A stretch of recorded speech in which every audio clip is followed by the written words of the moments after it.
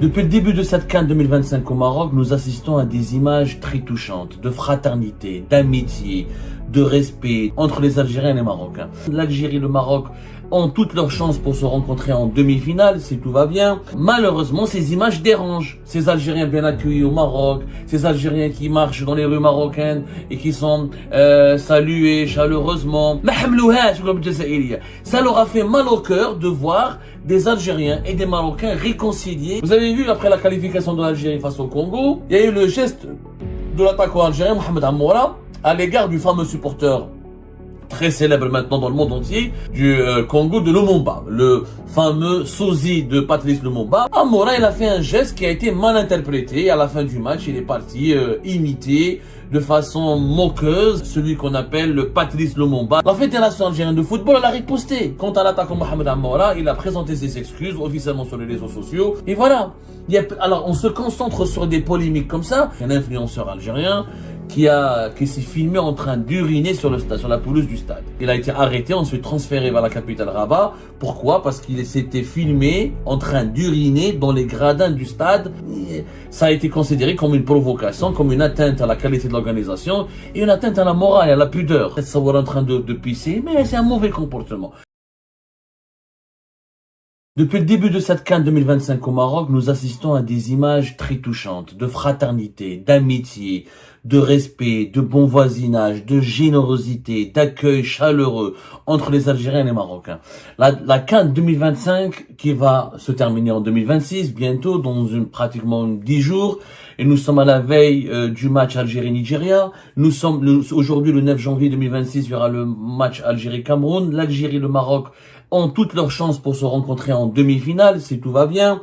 Et si les deux équipes traversent sûrement des obstacles des quarts de finale. Cette CAN 2025, elle nous a tout simplement permis de comprendre que les propagandes des régimes politiques, dictatoriaux et autoritaires qui cherchent à semer la haine entre les deux peuples, ces propagandes n'ont aucun effet sur les populations. La majorité des Marocains et des Marocains et la majorité des Algériens et des Algériens entretiennent des rapports cordiaux, fraternels, joyeux, amicaux et je dirais même il y a une affection mutuelle qui a explosé, qui a émergé grâce à cette CAN.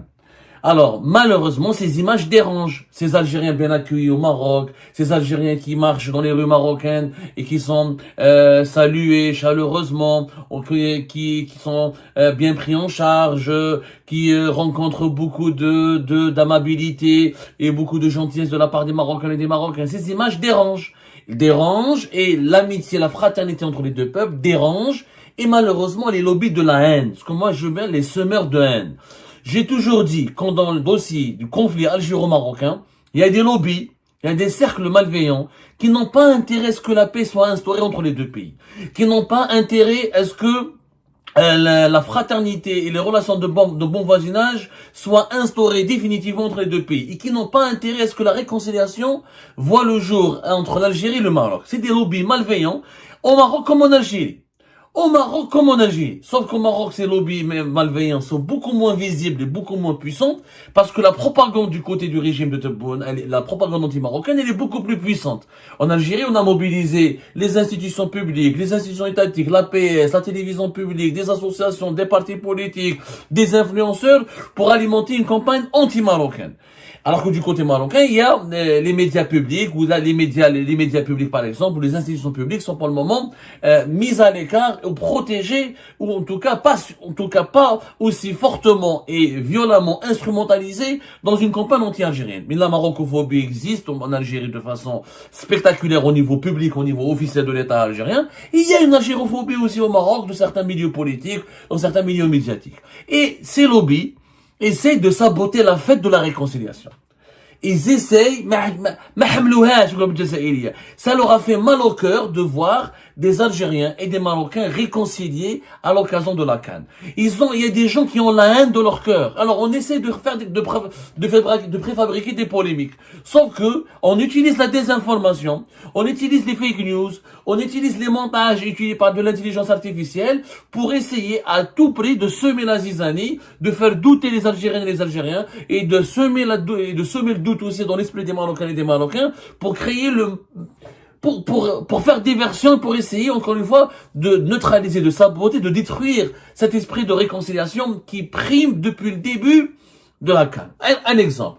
Vous avez vu, après la qualification de l'Algérie face au Congo, match difficile, brillant, une qualification peut-être poussive, mais brillante et performante. L'équipe du Congo RDC était excellente et c'est un match très intense. Il y a eu le geste de l'attaquant algérien, Mohamed Amoura, à l'égard du fameux supporter très célèbre maintenant dans le monde entier, du Congo de Lumumba, le fameux sosie de Patrice Lumumba, qui a assisté à tous les matchs de l'équipe des Léopards, l'équipe de Congo Kinshasa, et qui donc, pendant chaque match, il se tient immobile, comme ça, en hommage au dirigeant Patrice Lumumba, qui a été assassiné en 1961, et qui est l'une des icônes du panafricanisme et de la lutte contre l'impérialisme et l'impérialisme et les forces coloniales qui ont détruit et ravagé l'Afrique.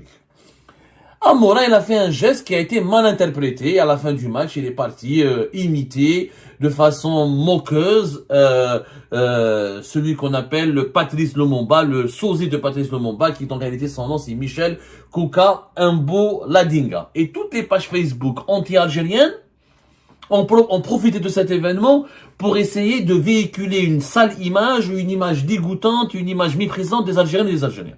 La Fédération algérienne de football, elle a riposté. Elle a fait un très beau geste, un geste de classe mondiale. Et un représentant officiel, la Fédération algérienne de football, elle a invité le sosie de Patrice Lumumba. On voulait même l'inviter dans les vestiaires de l'équipe nationale lors de la qualification.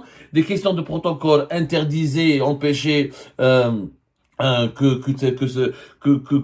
ce supporter puisse pénétrer dans les vestiaires de l'équipe nationale de football. Ensuite, la Fédération algérienne de football a voulu l'inviter à l'hôtel de Rabat, l'hôtel Marriott à Rabat où l'équipe nationale était hébergée. Il n'a pas pu se rendre à l'hôtel. Alors, c'est un représentant officiel de la Fédération algérienne de football qui est parti jusqu'à la rencontre, jusqu'à l'hôtel où se trouvait le sosie de Patrice Lumumba, le fameux supporter emblématique de l'équipe nationale du Congo, pour l'honorer et pour le remercier et pour le saluer. C'était ainsi que le chargé média, je dis bien le chargé média, c'est-à-dire le responsable des relations presse de l'équipe de la Fédération algérienne de football, qui partait à la rencontre de Michel Kouka Mboladinga. Une vidéo a été tournée, des photos ont été prises, etc. Il a lui-même expliqué que voilà, l'équipe nationale d'Algérie a tenu à rendre hommage à l'illustre Lumumba et au personnage qu'il représente. C'est beaucoup de bravoure, a exposé donc le chargé de communication de la sélection algérienne, qui s'appelle Fleck. Il a expliqué avoir tenté de ramener le supporter dans le vestiaire après le match sans succès pour une question de protocole. Donc, il est parti à sa rencontre. On a voulu l'honorer pour tout ce qu'il apporte au football africain, l'image qu'il apporte, le personnage qu'il incarne, un personnage symbolique aussi pour les Algériens. En Algérie, il y a des rues et des places publiques au nom de Lumumba, a poursuivi donc le chargé de communication de la sélection algérienne.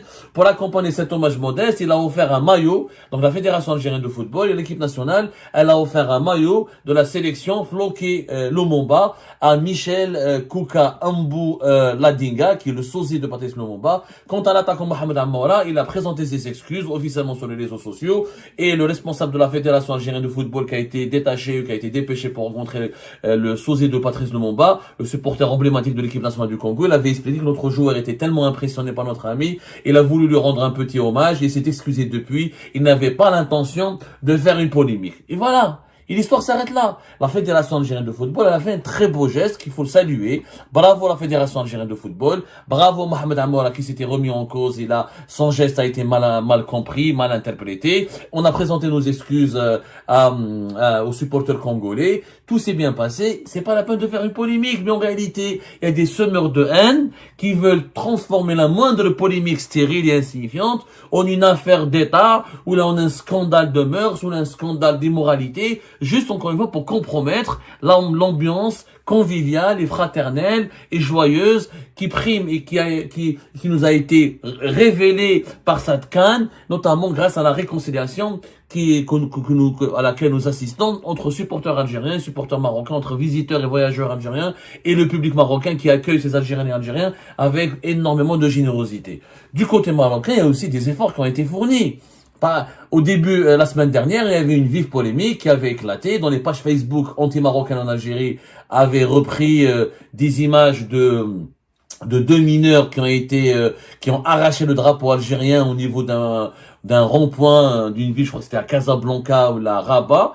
Et ben ces deux mineurs, ils ont été arrêtés à Casablanca. Et le procureur du roi, après le tribunal correctionnel de Ain Sebaa à Casablanca, il avait déféré le 1er janvier dernier. C'était le 1er janvier dernier, devant les juges des mineurs, deux mineurs qui ont filmé, après avoir filmé une vidéo montrant un troisième mineur qui est présent avec eux, en train d'arracher le drapeau d'un pays participant à la Coupe d'Afrique des Nations, et qui était le drapeau de l'Algérie, qui était fixé dans un rond-point sur la voie publique de la ville de Casablanca.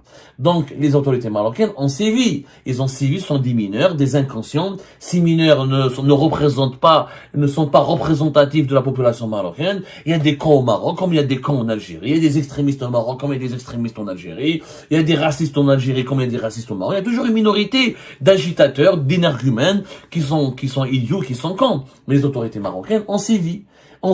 Donc le drapeau en question a été remis à sa place, les mineurs ont été punis, ils ont été présentés devant la justice, et des mesures qui ont été prévues par la loi avaient été prises à leur encontre. Et voilà.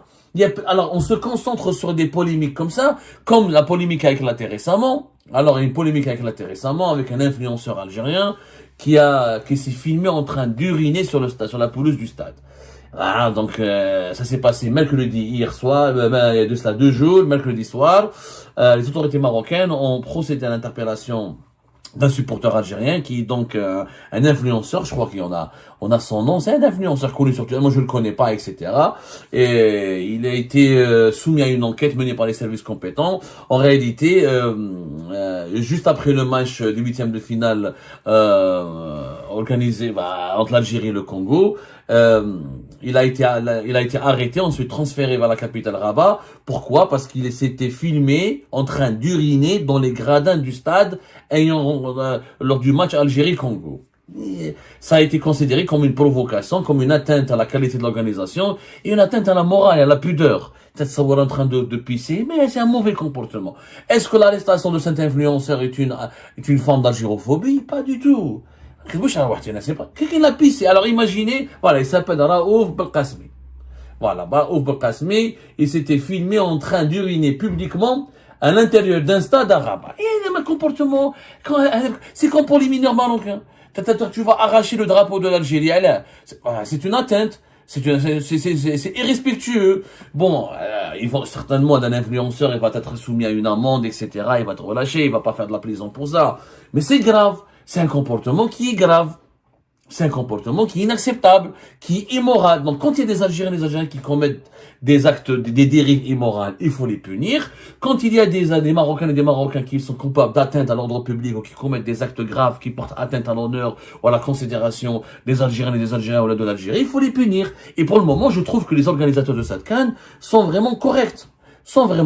Tout se passe bien, il y a une très bonne ambiance, il y a vraiment une atmosphère de fraternité et d'unité entre les Algériens et les Marocains qui est touchante, qui est émouvante et qui est même riche en enseignements. Cela démontre encore une fois que les propagandes des régimes autoritaires ou les propagandes haineuses qui veulent diviser et semer la haine, pas diviser uniquement, parce que diviser ça fait longtemps qu'on est divisé malheureusement, mais semer la haine et préparer les deux populations à un climat de guerre. Il y a la guerre informationnelle, la guerre psychologique, la guerre diplomatique, et on veut convaincre, on veut conditionner, on veut endoctriner les Algériens et les Algériens à se préparer à une éventuelle guerre. Cette guerre n'aura jamais lieu parce que les deux peuples s'aiment profondément. Les deux peuples sont unis. J'ai parlé avec beaucoup de supporters algériens qui sont partis au Maroc, ils étaient étonnés par l'accueil favorable, l'accueil chaleureux, et surtout par les ressemblances culturelles. Les ressemblances culturelles et les ressemblances religieuses, spirituelles, les traits communs entre l'Algérie et le Maroc. Et ça ne plaît pas à certains marocophobes, comme ça ne plaît pas à un certain algérophobes au Maroc, de voir des Algériens et des Algériens découvrir une autre facette du Maroc, une autre image du Maroc. Et cette CAN a permis, encore une fois, de réhabiliter la conscience maghrébine. Cette conscience maghrébine que les régimes, que le conflit algéro-marocain et les décideurs et les responsables de ce conflit essayent d'enterrer et d'étouffer, Cette conscience maghrébine, elle existe. Elle n'a pas été, elle ne va pas disparaître. Elle n'a pas été tuée. Elle n'a pas été neutralisée. Elle n'a pas été assassinée. Elle est là, elle existe. Parce que il y a un fond culturel commun. Il y a un fond spirituel, historique, culturel commun. Je dirais même un fond génétique commun entre les Algériens et les Marocains. C'est le même peuple. C'est le même peuple. Et un jour ou l'autre, nous allons être unis dans une véritable configuration politique digne de ce nom. Cette CAN 2025, les polémistes, les haineux, les manipulateurs, les fabricants de fake news essayent de saboter la réconciliation entre les Algériens et les Marocains. Entre les Algériens et les Marocains, ils sont en train d'échouer magistralement. Et ben voilà les amis, c'est la fin de cette vidéo. Je vous remercie comme d'habitude pour avoir suivi jusqu'à la fin. N'oubliez pas de nous laisser vos commentaires et vos réactions sur cette vidéo et de vous abonner à la chaîne si vous n'êtes pas encore abonné. Donc voilà, ça fait vraiment plaisir de voir vos commentaires et vos réactions et vos discussions sur la section des commentaires. C'est très intéressant et je vous prie toujours de garder le respect et un petit peu la bonne ambiance pour tout le monde. Donc voilà, merci beaucoup et à la prochaine dans une nouvelle vidéo. Au revoir.